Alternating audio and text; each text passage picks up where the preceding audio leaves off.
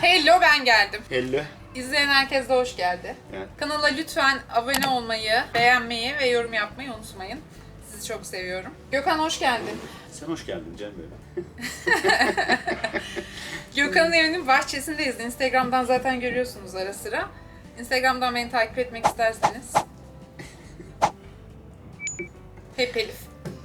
Şimdi Gökhan'la biz bugün ilişkiler, date'ler, olmazlar, içim daralıyor bahsederken bile üstüne konuşacağız. Evet, çünkü biz bu konuda masterlıyız.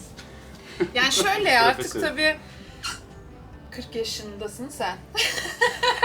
Sen 40 yaş ya sen. Böyle Sen direkt, 40 yaşındasın. böyle direkt söylemeseydi miydi? Yani 40 yaşında merdiven dayadık. O güzelim 20'li yaşları ziyan ettik hiç denmez. Güzel yaşadık. Güzel işte, dolu dolu Güzel yaşadık. yaşadık. Evet. Güzel zamanlarımız oldu ama şu an geldiğimiz noktada ben yalnızım. Gökhan tercihen yalnız. Ben çok yalnızım. Ben yalnızım, ben çok yalnızım. Yalnızım dostlarım, yalnızım yalnız. Ben yalnız hissediyorum. Ben de bazen hissediyorum ama yalnız kalmamak için başka birilerine sarılma olayı biraz sorun. O zaman ilk soruyla başlıyorum. Zaten Çayından için. soğumuş biraz. Evet, ice de olmuş. Ne gülüyorsun lan yavrum? Sen kaç yaşındasın? 40 yaşındasın sen. 30 yokum ama 29 yaşında var. Gökhan'cığım gerçek bir temas mı arıyorsun yoksa yalnızlıktan mı kaçıyorsun? Tercihen yalnızlık ve zoraki yalnızlık. Biraz o bağlamlarda kalmak gerekiyor. Yani zoraki olduğu zaman işte bir temas istiyorsun. Yanında bir ses olsun bir şey. Çünkü sıkılıyorsun. Yalnızlıktan kaçıyorsun işte. Evet. Benim cevabım çok net. Düşünecek hiçbir şey yok. Ben gerçek bir temas isterim. Olabilir Gerçekten. mi? Ahmet! Bak düşme ha! Oldu mu? Gerçek temastan kastın ne? Ya o zaman şunu başa sarmamız lazım. Dedim ya ben, bu date'ler nereden çıktı ve Evet. ne? Date ne abi? Yani eskiden nasıldı? Şöyleydi bu çıkma teklifi geri gelsin denilen hikaye. Sen yine yarın gözükmüyor. O...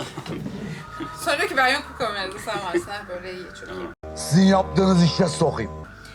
Şimdi eskiden şey vardı. Üniversitede dershanede hazırlık yani birini tanıyordun. Aslında her gün gördüğün, karşılaştığın bir şeyler paylaştın. Az çok tanıdığın insandan hoşlanıp çıkma Konuşmacı. teklifi denilen şey işte birlikte bir yere gidelim mi, vakit geçelim mi, sinemaya gidelim mi gibi şeylerdi. Evet. Şey de yoktu. Nerede gideceksin? Yemeğe gidelim mi? Bilmem nereye. en fazla pastaneye Ya gidelim. hem yaşımız küçük olduğu için hem de işte Kıtay eskiden böyle pastanesi. aynen muhallebiciye gidelim muhabbeti İstanbul vardı. pastanesi. 20 yıl önce. Bu mesela gerçek temas böyle oluşuyordu. Anlamış olmalıydım. Ta bunu baştan anlamıştım. Evet. Çünkü zaten işte tanıdığın, oturmasını kalkmasını gördüğün, az çok kokusunu bildiğin, saçlarını Bekleyen beğendiğin insana görüşelim mi ya da bir yere gidelim mi diyordun. Bu bitti. Şimdi var, geldik. Aslında bitmedi, biz bitirdik. İşte bu uygulamalarla birlikte çabuk tüketim içerisine girdik. Hızlı Abi hızlı hemen uygulamalar kaydır çok kaydır. kötü. Sağa kaydır. 10 kişiyle birden konuş. 9 ile Neydi? buluş. Sağ değil, neydi? Hayır, parmak değil, kalp kayması önemli olan. Parmak değil, kalp kayması önemli. İşte olan. önceden o öyleydi. Yani önceden kalp kayıyordu, gönül kayıyordu. Peki ne oluyor? Tam sonuç olarak herkes hepimiz Sonuç olarak müşteri herkes için. de birbirimize takacağız. işte herkes yalnız. Bu konuştuğun konularda herkes müşterek. Seçenek çok. Aslında bana sorarsan bu date'e çıktığın, görüştüğün, belki senin, belki benim ve herkesin kaç tanesini gerçekten tanıyorsun? Ben hep derim ki mesela bana bilmiyorum. Gökhan'ı sorsalar bambaşka bir adam anlatırım. Ama muhtemelen Gökhan'ın date'e gittiği, tanıştığı ve ilişki mesela bir şeyler yaşadığı insanlara sorsanız Bambaşka bambaşka bir Gökhan anlatır. Neden? Çünkü bu date'lerde, uygulamalarda ve sosyal medyalarda karşılaştığımız insanlara biz de gerçek yüzümüzü göstermiyoruz, Evet. zaman da tanımıyoruz abi. Belki zaman tanınacak bir davranış göremiyoruz. Sen kurban rolünde olamazsın. Tabii ki olamam. Sen kurban ediyorsun. Tabii ki bazen kurban ediyoruz ama bazen de kurban ediliyoruz. Belki Çünkü İsmail YK'ya bağlattı kalıplaşmış başını şeylerin var senin. Beni aramasın, sormasın, darlamasın. Biz neyiz şimdi demesin. Yok, açtım orada. Yok. Ararım ben aşkımı görüntülü ararım. Arasına konum istesin, fotoğraf istesin, her şey okey ben. Ciddi misin? Evet. Buraları kat. Kat, kes, olmadı. Kestik. Şimdi birine bağlanmaktan korkuyor musun? Ben bağlanmaktan korkmam. Ben çözülmekten korkuyorum. Benim korktuğum şey bağlanmak değil, bırakılmak gibi bir şey galiba. Ya şöyle, kolay kolay evet birine bağlanmam belki. Bağlandığım zaman o bitme süreci belki beni etkiliyor. Yoksa Benim durumum daha karışık. Ben burada özgürce konuşabilecek miyim? O zaman niye benim sözümü kesiyorsunuz? Bana sorsan bağlılık istiyorum. Ve buna çok ihtiyacım var. Ama tavır, duruş, tarz olarak hiç orada değilim. Özgür olmak istiyorsun aynı zamanda. Evet. Yani aslında özgür olmak istemiyorum. Ya ben ilişki yaşamaktan çok ilişki sonrası yaşayacağım acıdan korkuyorum. İşte ben az önce söylediğim şey benim de öyle. Bundan korkarak kaçamazsın ki. Bunu yaşayacaksın. Her şey bitecek diye başlamıyorsun ki biterse de o acını yaşayacaksın yani. Peki. Azıcık kameraya bak da güzel yüzün gözüksün. Peki. Yakışıklı hani sen gülüyorsun ya inceden. Yakışıklı hani sen. Arkadan fon müziği. Flört mü daha zor yoksa ilişkiyi sürdürmek? Flört heyecanlı, güzel. Bence ilişkinin en güzel yeri oralar. O aşk, heyecan, tutku, sevgi ne varsa o flört kısmında oluyor bence. İlişkiyi sürdürmek daha zor.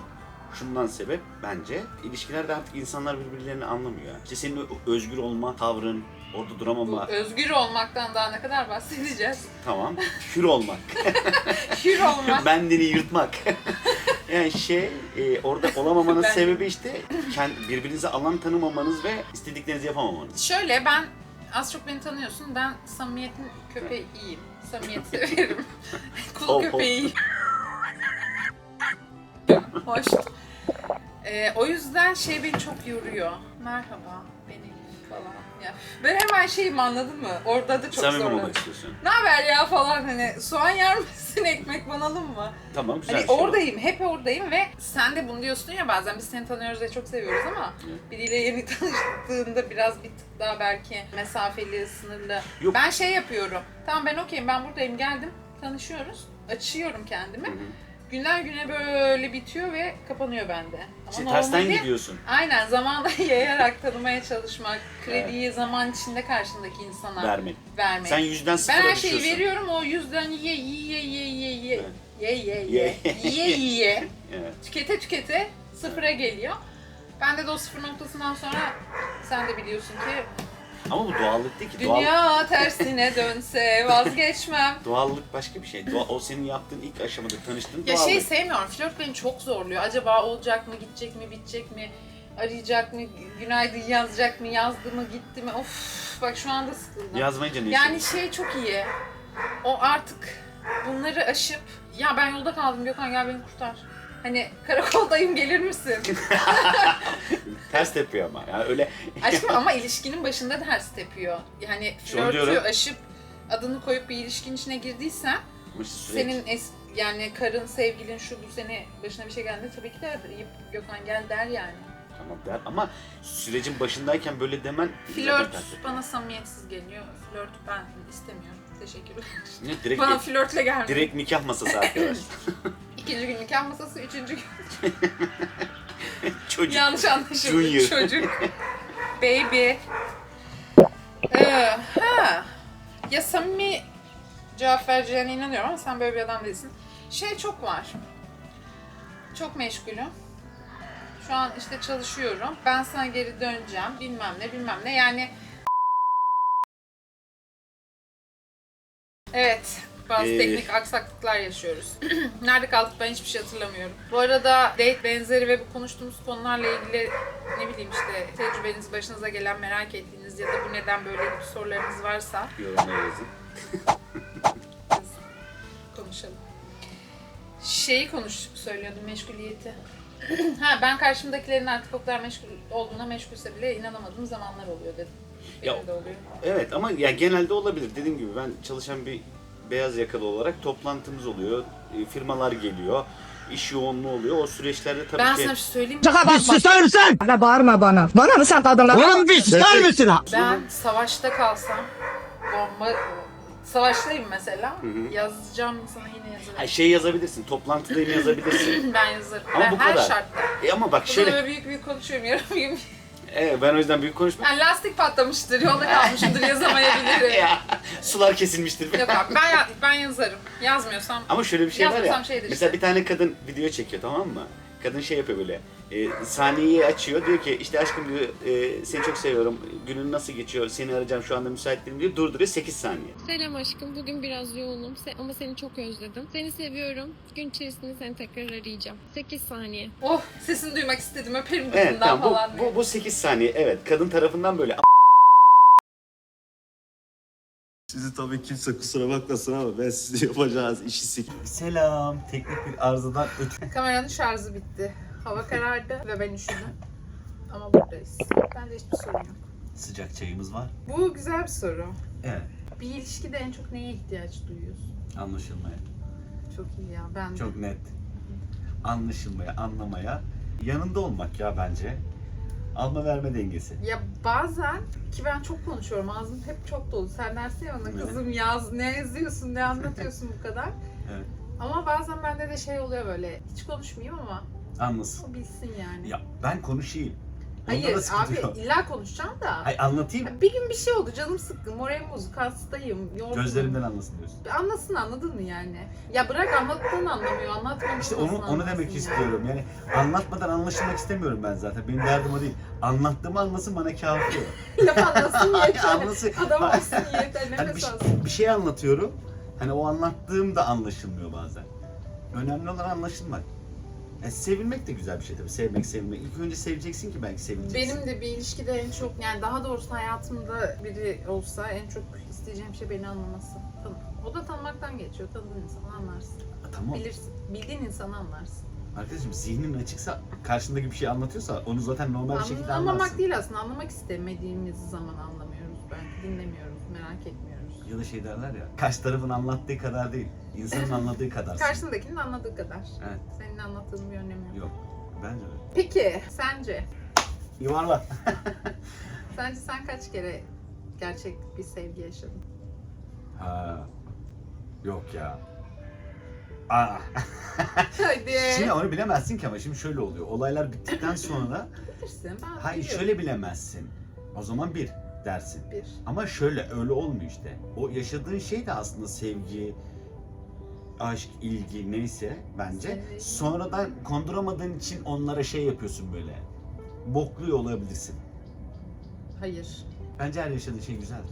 Ve sevgidir yani. Yoksa yaşamazsın. O zaman sevginin türevleri var. Olabilir. Dereceleri yani o var. sevgiyse ve bu da sevgiyse ve o aradaki uçurum ne? Bence hepsi sevgi. Biraz o belki de şey işte yaşanmışlık, karşılıklı alan açmak, Tam olarak bu. geçen birlikte geçirilen zamanı Evet. biz aslında sevgiydi diye Diye. tanımlıyoruz. Evet. Ama şeyi şu an düşündüm mesela bu beni düşündürdü, yaşanan her şey sevgidir. Öyledir. Aman aman. Yani yaşadıysan o bir sevgidir. O Evet, yaşanan her şeyin içinde Onu bir yok şekilde say- bir evet, sevgi, onu yok bir sayamazsın. istek var. sevgi olmasa şöyle olur işte kaydırdın, görüştün, ikinciyi görüşmezsin. Doğru. Mesela o sevgi değildir. Ama Ya şey de olmuyor mu Gökhan? Biriyle 3 kere görüşmek, 3 hafta ya da 3 ay görüşmek şey artık. Survivor'da zulüm. şampiyonluk gibi bir şey. Ya değil işte o bizim şey yorgunluğumuzla alakalı Oldu mu olan bir hiç şey. 3 haftadan fazla görüşmüyor? Ben herhangi hiç bir- kimseyle görüşmüyorum. Sen anlamazsın o işlerde. Ben bilmiyorum. Arkadaşlarım 5 anlatıyor. senedir. Ben hiç bilmiyorum. Ve o hep arkadaşlarım anlatıyor. Ya zulüm değil de işte o ilişkiye hazır olmayla alakalı bir şey. Hazır olmadan bir şeyleri zorlamamak lazım. Peki, geçmiş ilişkilerinde yaşadığın Aa, ne saçma şeyler en oldu. pişman olduğun hatan, yani en çok hangi hatanı bir daha yapmak istemezsin? Bunun çok güzel cevabım var da Ben buna cevap veremedim. götüm yok. Yumuşatarak anlat. Bunu yumuşak... Kırılmak istemezdin diyelim. Evet. Kırılmak istemezdin. Yani bazen kendin de Evet. ne yaptığını bilmiyorsun, neden yaptığını anlamıyorsun ve bir şey yapıyorsun. Hani bu bilmiyorum karaktersizlik mi, kötülük mü, yalancılık mı ama bir şeyler yaşanıyor. Şey mi bu? Tülay de geri dön. Sensiz yapamıyorum. Aşkım sevgilim. Hayır yani geriye dönüp baktığında sanki bir filmin içindeymişsin ve yaşanmış gibi geliyor. Yani bugünkü Gökhan'a sorduğunda ya da bana ya da herhangi birine evet kimse ben de kırmak istemezdim, kırılmak da istemezdim. Evet, ama o işte ben de mesela bugün konuştum. Biz Deniz'le terapistlerle konuşuyoruz. Bana şey dedi mesela, önceden öfkeni bu kadar kontrol edemiyordun. Doğru Şu anda daha kontrollüsün ve bir olaya tepki vermeden önce ne yapman gerektiğini düşünüp öyle bir adım atıyorsun. Konuyla alakası yok ama ben seni yani mesela Zonguldak'tan sonra İstanbul'da tekrar görüşmeye başladığımızda gerçekten çok öfkeliydim. Evet. Öfkeliydim. Zonguldak'ta daha da öfke. Alev ateş yani. Ya Orada o daha zaman da hadi öfke. çocukluk, Evet, gençlik evet. bilmem neydi de buradayken hatırlıyorum. Ve bu geçirdiğin terapi süresi sonrası şu anki Evet. çok arada Pamuk, çok büyük pamuk. farklar var. Arkadaşlar terapiye Pamuk gibi. gitmeyin. Siz gitmeyin. Ben de gidebileceğim mi meçhul. Gitmek istiyor muyum? Param bitti. Perişan oldum. Terapi sponsoru. Sponsor olmak isteyenler açıklamaya yazsın. Seni büyüten neydi? Aşk mı? Aa, Kayıp mı? Acı mı? Yalnızlık. bence bunların totali. Hepsi biraz bence Tanımla bir büyütüyor. cümle kur mesela. Ya sen şöyle, de. önceden kalabalık bir ortamdaydım ve yalnızlığın nasıl bir şey olduğunu gerçekten bilmiyordum. Gerçek yalnızlığın ne olduğunu bilmiyordum. Ben de belki senin gibi yalnız kaldığımı düşünüyordum ama öyle bir şey değil. Gerçekten yalnız kaldığım zaman yalnızlığı anladım. Yani çünkü ben ergenliğimden, hatta çocukluğumdan çok uzun bir süreye kadar, hatta şurada 30-35 yaşına kadar hep hayatımın bir yerlerinde işte akraba olarak kalabalıktık. Hep bir şeyler vardı, bir kalabalıklık vardı. Kameraya bir öpücük atar mısın? Tabii ki. Sonuçta o yalnızlık büyütüyor ve yalnızlığı görüyorsun. Kayıplar büyütüyor. Şöyle diyemem, çok yakın kayıplar ve fiziki kayıplardan bahsetmiyorum. Ama diğer türlü kayıplar ki onlar da ölümle benimle eşdeğer bence. O da büyütüyor. Hepsi hayatına bir şey katıyor musun? bence. Doğruysa nerede okuduğumu hatırlamıyorum. Boşanma Ölüm. ölümden sonraki en büyük acıymış. Evet. Boşanmaya da ayrılma. Sevdiğinden. Bence daha büyük acı. Yani bu da yanlış anlaşılacak. Şimdi şöyle, diğerini istesen de istemesen de kabulleniyorsun. Yapacak hiçbir şeyin yok. Evet. Öbürü evet ölüyor ya da ölüyorsun ama orada. Bir de şey var ya, orada olduğunu biliyorsun. Evet, bir daha göremeyeceğini Seni biliyorsun. verirsin her ellere beni vursunlar. Hop, konuyu değiştirelim Sonra biraz sevdanın dramaya yolları. gidelim. Ama o sorduğun şeylerin bence hepsi insan hayatında bir şeyler katıyor insanın hayatına. Aşk de peri peri. Olgunlaştırıyor. Evet. Aşk. Acı mı tatlı mı sence? Yani ben mesela acı severim. Adana, dürüm, ceylan, Aşkı da bunlara benzetiyor. acı pul biber, Antep, Urfa falan böyle Evet. severim. Acıyı severim. Evet, Genel sen olarak. biraz genel Mesela olarak tatlı öyle. seven biri değilim. Evet. Hayatta da öylesin ama acı seviyorsun. Acıdan Aşk da besleniyorsun. bence acı. Mesela Ha. sence aşk acı mı tatlı mı? Şöyle, Bana zorla tatlı yedirmişliği vardır. evet daha yeni. Yemiyorum dedi kavanoz şeyler, üstüne tatlılar. Gün boyunca tatlı yemedi ama sevmiyor. O neydi gerçekten bu Kendi gece? tekerin patladı seni. Of. Neyse, aşk şöyle bence. En başları güzel, heyecanlı, tutkulu, bir tane yaşadığına bağlı. Sonradan uzaklaşma, kayıp ve o aşkın geçtiği süreçler var ya, artık hani böyle bir ilişkiye dönüyor, rutinleşiyor, bilmem ne oluyor. Oralar biraz bence acı ekşi diyelim. Tatlı da insan bazen içini bayar ki. İşte o yüzden acı ekşiye Senin dönüyor. aşkın tatlı bence, benimki acı. Senin adına karar ver. Ben de böyle bir Seninki insanım. böyle. Sen bilmezsin. Benimki Senin haberin yok. tatlı ekşi benimki. Senin aşkın Tatlı.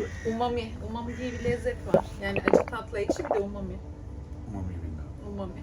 Denemiş miydin acaba? Denemişsin. Domatesde falan o tatlının olduğu söyleniyor. Şu an çok teknik bilgi veremeyeceğim. Benimki de yeterli değil. Umami diye bir şey var. Yani Onu yemek kanalında Bu- görürsünüz. ağzını hafif mayhoş eden tatlar vardır ya Yeni dünya. gibi. Evet. İşte Ya da umami. Evet, aşk umami. Trabzon olmaz. Umami. Evet, böyle mahoş bir tadı olabilir. Gökhan azıcık bizi güldür be. Gittiğin en garip date. Güldür ne ya? Güldüreyim. Aha. Aa, yok ya, çok belli olur onlar şimdi. Evli olup eşiyle hiçbir şey yaşamamış. Ve- Cengiz. Cengiz'miş. Hayır, Ha, şey diyor ya, Şahan'ım var ya, Cengiz. tamam abi, Cengiz diye biri çıkar adamın üstüne ama Hayır ya, evledim. Ayşe. Evledim şimdi. Karısı Hayır, da hayır, hayır. Ayşe. Ayşegül Hanım, ben Bakireyim diyor ya, onun için dedim. Şey, Anladım. Gökhan biriyle Evet. tanışmış ve tanıştığı kişi evlenmiş Boşanmış. ve boşanmış bir Arkadaş. hanımefendiymiş. ama daha Ama daha önceden önce bir hiç şey cinsel yaşamamış. birliktelik yaşamadığını iddia ediyormuş. Evet. Bence en garibi oydu. Çok garip değil mi ama? Olmadı mı peki bir şey? Yok canım. Ha, zaten o olacak diye bir şey yoktu. Hani sadece Konu o konuşuyorduk. değildi. Konu o değildi. Konuyu o kendi açıp böyle bir şey söylemesi ürktü herhalde benden. İlk 10 saniye kuralı diye bir şey var, diyorlar ki ben buna inanıyorum, başıma gelmişler. Yani böyle... Niye güldün? 10 saniye ise iyi. Hayır. Karşı karşıya geldiğinde aslında anlıyorsun olup olmayacağını ilk 10 saniyede. 10 saniye göz göze bakışmayla alakalı bir şey o. İlk 10 saniye göz göze bakışırsan aşık oluyormuş. İşte o. İlk 10 saniye kuralı. Ama ilk gördüğünde de bence işte 5-10-15 saniye her neyse ben de anlıyorum. Ama bazen anlıyorum, işime gelmiyor, uzatmaya Ben çalışıyorum. salam bence, falan anlamıyorum filan. ben. Ben anlıyorum. Şey ne sende? İlk gördüğünde bu olmaz. Ha. Zaten görmeden muhtemelen o kararı veriyorum ben ya. Neden? Çünkü konuşmadan ve diyalogdan belli oluyor sanki birazcık. Ama gidiyorsun. Çünkü Yardımsever bir arkadaşımız. İnsanları kırmayı hiç sevmez. Çünkü hayır şey. Üzülmesinler diye gider ve Evet. görüşür. Bir şans vermek o amaç. Çünkü diğeri biraz ön yargı olur. Ha, herhangi bir etinde kendini birilerini aratıp ya da bir şeyler uydurup ya da tuvalete gidip kaçmak istediğin ya da kaçtığın ya da böyle bir Bir şey... arkadaş yaptı. Ben yapmıyorum genelde onu da. Bir arkadaşım çok bana yapardı onu. Ha, ara beni kanka. Mesela atsana ara beni kanka. Arkadaşına selamlar. Selam. Kendini biliyordur. Biliyor. En absürt flört cümlesi. Aklıma geldi, senin var mı? Ne mesela? Benim de gelmedi. Kim yazdı bu soruları? Absürt flört cümlesi ne demek? Biz şimdi neyiz? Ne oldu bak bu işte? Ne? Bendeki neydi? Ama biz daha yeni tanıştık. Evlenmişiz düşünsene. O hala şey diyor ama biz daha yeni tanıştık. Okey. Şey O vardı şey ya, mi? bir tane karikatür vardı. Uyanıyorlar, adam uyanıyor böyle, ne içirdiniz mi? Yok. Şey diyor, işte ne bileyim Ayşe diyor, sarhoştum dün gece hatırlamıyorum falan. O diyor ki ne diyorsun Osman, biz evlendik. Biz daha O yeni diyor ne tanıştık. içirdiniz lan bana? Yeni tanıştık. Yani yeni tanıştık. Of, çok uzun anlatılır ya. Evet. Bu biraz Ya bir şeyleri aslında şöyle kaypaklık bence. şöyle yeni tanıştığın kişiyle Yeni yaşamayacağın tanışıyormuş şeyleri gibi. yaşayıp daha sonrasında yeni tanıştığa sığınmak gibi bir şey. Evet. Böyle Hoş özetleyebiliriz. Hoş değil. Yeni tanıştıysan ona göre davran o zaman. Her anlamda. Evet. Yeni İşte onu diyorum. Yani yeni tanıştıysan yeni tanışmış gibi yaşa. İlk buluşmada yapılan hangi hareket sende direkt soğuma yaratır, soğursun yani. Burnunu karıştırıyor mesela. Ay. Isırıyor. Ya, Ya. bunları zaten ilk buluşmada yapıyorsa hayvan mağaradan gelmiştir yani. Hayır, farz et ki ilk buluştunuz, tanıştınız, geldiniz, birlikte kaldınız. Ha, tamam yani Ya ben bu arada gülüyorum ama benim en nefret ettiğim şeydir ilişkide. Hiç sevmem. Kurallı falan değilim. Rahatım, samimiyim, severim.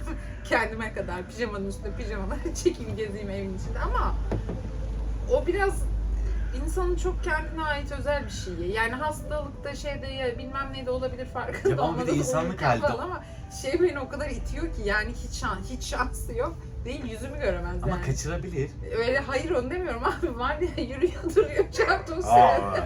ha bu işli beni. Bir de onu erkekler yapıyor. Düşünsene Ya. şimdi bir kız arkadaşım var ve çok güzel bir kız ve aşıksın. Yürüyor böyle kalkıyor televizyon Çarp çurt falan böyle şey. Yağlarım muhtemelen koltuk bir yerlerini ya da kapıları kapıdan ya da koltuktan geliyor bu gıcırtı Hayır sanırım. tiksinmez misin? Ne Evet. güzellik kalır ne çekicilik Evet. ya. Ama şey yani bu dediğim gibi Ama sen insanlık şeyden hali de çok olabilir. uzak, pis insana. Vay evet. Ben Ya. koku da çok bana şey. Ya koku herkeste de, bu koku kime göre neye göre. Adam pislik içinde Tamam işte yaşıyor. bu- Sorsan kokan kadın mı? Ben öyle değilim. Kokan sensin, senin evin kokuyor zaten. Ben miyim? Hayır var ya öyle Hakaret tipler. işittim şu anda. Hayır öyle tipler var ya leş gibi. Evet. Senede bir kere banyo yapıyor. Ya Oturmuş diyor ki ben işte yok bilmem kokan kadın sevmem. Ben Ya kendi o kişisel koku öz muhabbeti bakımım de var. biraz Ben anlıyorum. öz bakımıma da değer veririm ama karşı tarafın da Neyine? değer vermesini isterim. Öz Neyini? bakım. Ne güzel söyle bir daha söylesene. Çok öz bakımlı bir insanımdır ben. Ha bu insanlık hali dediğin bir şekilde olabilir ama Bu yoktu. Evet, Şimdi bir aklıma lazım. geldi. Şeye de çok gıcık oluyorum. Biz de yapıyoruz. Ben yapmıyorum aslında. Ben mesela benim kriterim ne? Ben 38 yaşındayım, bir fikrim. ne demek o? Kriter ne? Ne gibi kriter? Bilmiyorum ya, ben kritere çok inanmıyorum. Mesela diyorum ki onunla olmaz, bununla olmaz, şu erkek dediğin şöyle olmaz falan. Sonra başıma gelen ve o kalbin kaydığı yerlere bakıyorum. Aşk kritere bakmaz ki no ama zaten. kriter, Ya, no oluyor. Aşk ve sevgi kritere bakmaz zaten. Ama şeye gıcık oluyorum. Erkeklerde özellikle yok işte, yani bu benim bileklerim kalın olduğu için de yanlış anlaşılmasın. İşte kadın dediğin ince bilekli olur. Kadın Wow. dediğin sen nesin yani? Ya ama o sana beklentisini söylüyor ki. O şey olmuyor. Aa, Biri arıyor. çok enteresan. Tanıyor muyuz? Yok. Nasıl yok? Aç. Hayır. Tamam. Tanımadıysa İsim söylesin. nasıl Vallahi yok? bunu yayınlamazsam ne olur? Aç. Hayır canım ne Ben alaka? takıyorum kendimi. Hayır Ya. ya. O şey. Çok enteresan, hiç beklemediğim bir telefon şu anda. Kız bu üniversitedeki değil mi? Yok. Kozlu'daki. Hayır. Kardeşim açıyorsan, Aa, bak bir de Açmış. bu var yani. Mesela Tamam benim ama şu anda bir telefonumu şey ya değil ve- açın ya da meşgule atın. Tamam ben o Ama zaman açın yani. mesaj yazayım şu anda kayıttayız diye. Seni daha sonra arayayım diye yazayım. Yoldayım aslında. Tüneldeyim. Ama beklediğim bir telefon değildi. Aşk Kitap Peripella. Evet. Bu soru güzel bir soru. Kıskançlığın tadı nerede kaçar ve toksikleşir, nerede tatlıdır? Ya şöyle bak yine söyleyeceğim. Bu yaşanmışlıklarla alakalı bir şey bence. Ben de sürekli kendime bakıyorum, sen bana bakıyorsun. Göbeğim, her şeyim olsun. Evet. Ben sana şöyle Ben böyle sabah kadar konuşurum, ben şu an çok keyif alıyorum. ben de Terapi gibi olmadı mı? evet, Benim terapide de mi yüzüm bilmediği hiç ya? hep herifle bahçeki sohbetli. Terapi seansları mı yapsak ki böyle? Katarsis gibi. İki tane deli. Linçler, şikayetler, nereden mezun oldun, ne anlatıyorsunlar? Ne anlatıyorum be abi? Ne abla? anlatacağız, yaşadık ya. Yaşadık biliyoruz, iyileştirilemedik. Olmadı. Ne dedin sen en son? Kıskançlığın tadı nerede kaçar ve toksik? Yani bazı şey vardır ya, kıskanılırsın, fark edersin hoşuna gider ama bir noktadan sonra gerçekten toksikleşir, böyle nefes alamazsın. Ama Sen şöyle- bunu yaşadın. Evet. Ama Yaşadın, kandırma kimseyi. Ay, tabii ki. Milyonları kandırma. Tabii ki. Ama şuna geldim ben. Sen bir tık bana yaklaşsan daha güzel. Sonra şeye geldim biliyor musun ben? Okey ya. Bu yaşadıklarımdan sonra Gökhan ağzını mı bulamadım ve normalmiş gibi. Ağzının yerini göster. Bilmiyorum normal. bunu bir düşün. 5 dakika mola verelim. Tamam. İşte dediğim gibi yani komple Sen git. tüketildiğinde ki gerçek anlamda söylüyorum Evet. bunu. Hani sende ne kan kalıyor, ne oksijen, ne B vitamini, ne C vitamini, ne para, ne... Yani böyle Ben o zaman gibi diyorum. diye böyle... Sıfıra düşmem Ama ben lazım. buna saygı duyuyorum biliyor musun? Bence bu biraz erkekliğin şanından geliyor yani. Teşekkür ederim. Öv beni. Özür dilerim, benim de belki de yaşatmışlığım vardır. Sen var olmayı, vermeyi ve çabalamayı seviyorsun. Evet. Verebileceğin her şeyi ve fazlasını veriyorsun. Arkadaş olarak veriyorsun orada ve iyi ki varsın. Evet. Vallahi Teşekkür seni çok ederim. İyi ki seviyorum. sen de varsın ama işte bu şey değil ki. Ama bittiğin tüketmeyin noktada yani. şey oluyorsun. Tamam. Nefret. Nefret. Ama işte o Kalmadı artık diye böyle üstünü falan parçalıyorsun. verirken Bitti. değerini bil lan. Çünkü farklı hikayelerde bu herkeste var. Bende de var. Ya sen de bir şey yapsana diyemediği için insan. Ver.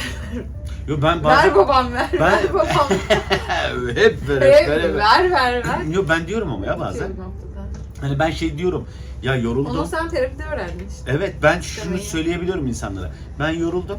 Ben de bir şeyler bekliyorum. Ben robot Ben de değilim bana da mesela verin. söyledim. Bana da vereyim, bana yakın da vereyim. zamanda. ver bana.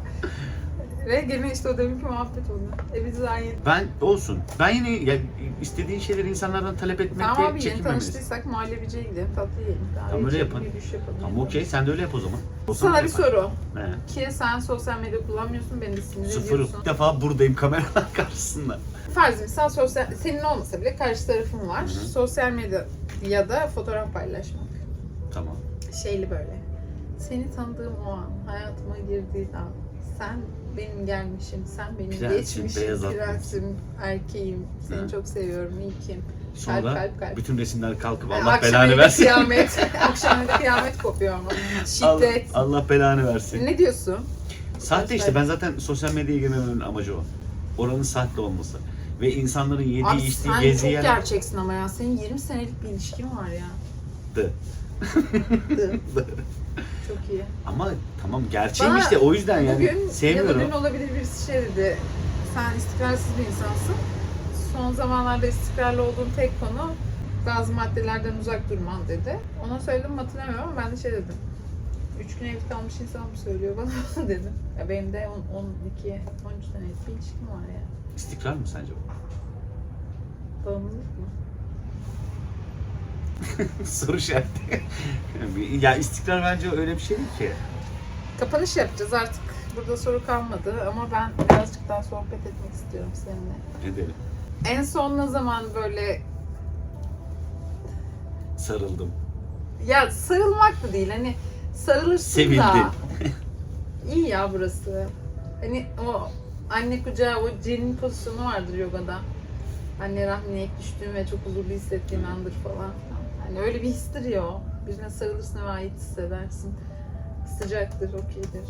Orada Sen ne anlatıyorsun be abla? Gözünü seveyim be abi. ya da varlığıyla evde işte Zaman bilemem evde ama böyle biri geziyordur bana oluyor bazen. Mesela bir iyi dönem geliyor. yardımcı biri geliyordu, bir kadın geliyordu. Geliyordu o zamanlar. O zamanlar vardı. Ben sana söyleyeyim mi? Uyuyamıyordum geceleri falan filan. Eve yardımcının geldiği gün Ben biraz yatacağım deyip odada yatıyordum ve evde birinin böyle o bardak yerleştirmesi, suyu açması, tuvalet banyoyu yıkadığı ses var ya. Huzur veriyor. Bana huzur veriyordu ve ben uyuyordum. Mesela bu da olabilir. Hani birinin Bilmiyorum ki. Ama bir şey tane yani derili zaman tavuk zaman çorbası zaman yapması falan. zaman be o işten iyi gelmiyor bana da. İyi geliyor şöyle sevip değer verdiğin zaman iyi geliyor. Ya sen de ona karşı bir şey verdiğinde ve ondan beklenti haline girdiğinde evet okey karşılıklı alışveriş ama zaman demeyeyim de belki de bazen iyi geldiğini sanıp da yanlış insanların orada olduğunu bilme hissi. Kameraya bakar mısın? Evet. Önce bir espri yapmak istiyorum. Yap. Seda Sayan Evet. ki o artık o listede değil yani. Mehmet Ali Hakan Erbil. Altun, Mehmet Ali Erbil, sen ve ben. Evet. Başarı. Neyi başaramadın amın? Ama Hakan Altun başka bir boyut ya. Ben de Tamam işte biz- aynı boyuttayız. Ben bence Hakan Altun'la aynı boyuta girebilirim. Seda Sayan ve şeyle aynı boyuta girmem. Ben öyle 3'ü 5'i 7'yi gitmedim yani. Evlilik olarak değil ya. İlişki olarak da öyle. İyi bir ilişkiyi yürütmek sonsuza dek. Niye sonsuza dek? İşte biz bu yüzden ayrılamıyoruz ve bitiremiyoruz. Belki de işte. biraz bunu bırakmamız lazım ya. Sen yapabiliyorsun da ben de yapıyorum. Sonsuza dek Ben değil hiç yani. işim olmaz biliyorsun. Kesinlikle. Asla. Hayır. Yoksa yoktur. Ben müthiş bir hayatım var ya. O ayrı. Benim zaten çiçek bahçem var. Hani birisi gelirse gelir, gelmezse bahçem zaten ekilidir falan. İşte ben de bahçıvan gibi geziyorum ortada bazen. Birilerine çiçek açtırıyorum ama sonra benim Ben şöyle bir şey bahçeme söylemek saldırıyorlar. istiyorum. Özellikle kadın arkadaşlarıma, kız kardeşlerime. bu çocuğu alın ya. Bazen gerçekten kendi mesela çocukluğuma bakıyorum. Tamam mı? Çünkü hepimizin vardır ya. Hani böyle yapıyor, böyle falan suçlamalar, hırlamalar. O en kolay olanı. Diyorum ki kızım artık yani 40 de. Tamam diyorum hadi kendine annesi ol, babası ol, ebeveyni ol. Kendini bil. Öyle olunca şey oluyor biliyor musun? Şu an kendime yaptığım ya da başkalarına alan açtığım ya da hak etmediğimi düşündüğüm her şeyi bir anda kapatabiliyorum. Diyorum ki bu çocuk, kız çocuğu bunu hak etmiyor. Küçük Elif. Küçük Murat. Çocukluğuna Sarıl. Peki. Küçük Murat'a sarılıyorum orada. Yani Neyi hak ediyor? şu anda hepimiz ya her insan değer gördüğü, sevildiği, bir dengenin olduğu, aldığı ve verdiği, Evet. iyi hissettiği, ötekileştirilmediği, değersizleştirilmediği ve kullanılmadığı alanları hak ediyor. Ve bu kullanmak sadece değil böyle kadın erkek ilişkisi değil, aile de yapıyor bazen. Tabii ki. Ailen de seni kullanıyor. Arkadaşların da kullanıyor. İş yerinde patronun kullanıyor. Ne bileyim hani kadın erkek fark etmez. Oluyor bunlar. Katlanman gereken yerler olabilir atıyorum iş hayatında okey. Ama kendimizin bile isteye seçtiği ve sevilmek adına kalmaya çalıştığımız yerlerde bence hiç kimse ötekileştirilmeyi, değersizliği ve dışlanmayı hak etmiyor. Ama biraz taleple de alakalı bir şey. Bu biraz zaten aslında. Karşındaki insanın sen kötü olduğun için değil. O ötekileşmiş biri olduğu için ailesi tarafından. Yine çamuru karşıya attık. Bence öyle. Ailen? Sevmeyi bilen insan Tamam, sever. ailenle düşün. Ben bilmiyorum sevmeyi. Ailenle de örnek verdin ya, sevgi ilişki olarak demedi. Öyle. Onların da İş çünkü dedi, bir şey ailesi dedi. vardı. Onlar da çünkü belki dışlandı, belki şiddet gördü, belki dayak yedi, belki zorla evlendirildi. O Tamam kadar çok okey ama hikaye var ki. ben şöyle düşünüyorum. O ötekileştiği için değil, biraz da aileyle özellikle ilgili Ben niye söyleyeceğim. duygusallaştım ya? İnsanlar, biz mesela talepkar olmadığımız için Ben sevginin her şeyi iyileştireceğine hala inanıyorum. sev o zaman. Sev ve yaralı birisi varsa onu iyileştir. Tamam. Ben inanmıyorum öyle bir şey oldu. Yaradana yalvartma, Yani. yüreğime taş basma. Öyle olsa... Ben sevginin her şeyi iyileştirdiğine inanıyorum. Okey. Gerçeğine denk gelmemiş olabilirsin uzun zamandır. Bilmiyorum. Öpücük atmak ister misin? Evet. Kanala veda. İyi Arkadaşlar akşamlar. ben buradayım. Beni biliyorsunuz. Hello ben geldim. Ben hep bir geliyorum bir gidiyorum biliyorum. Ama lütfen kanala abone olmayı, işte yorum yapmayı, azıcık beni desteklemeyi unutmayın. Size ihtiyacım atmayı. var. Teşekkür ederim şimdiden. Şu hareketi yapmadım. Yalan. Yalanı bir öpme. Aşk.